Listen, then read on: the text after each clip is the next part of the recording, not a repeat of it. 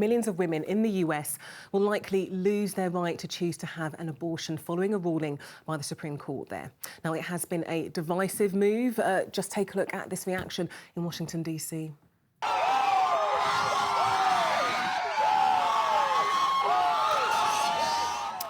As you can see, emotions are running high outside the Supreme Court. That's the celebrations from those supporting the move.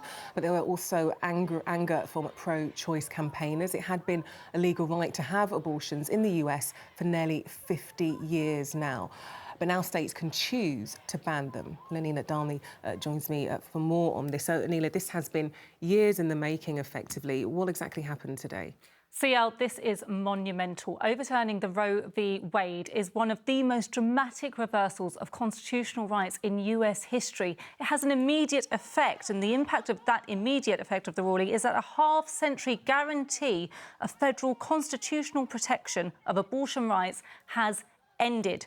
On the ground, this affects tens of millions of people, and the right to abortion is an issue that split the country for so long. When the judgment was first introduced in 1973, people were out protesting.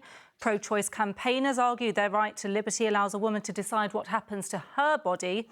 Anti-abortion campaigners believe that very liberty means guaranteeing protection for a child, and those arguments continue. So just to be clear, while this ruling has been overturned by the law of the land, individual states do have sovereignty, so they can still decide.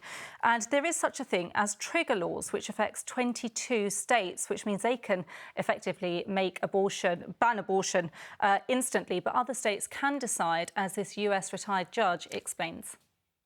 The states are so diverse, so different. You know, New York is one, New Jersey, Illinois, California. You're going to see different decisions there than you may see in Wyoming or Montana, North Dakota, South Dakota, Texas. So we are going to see this patchwork. And I think, I'll put it mildly, we will have a vigorous political debate. I'm going to bring you some live pictures from Washington in a moment, but this is very much about the politics, not just about the people. Absolutely. This is happening because of the politics of the day. You remember Donald Trump's single term in office.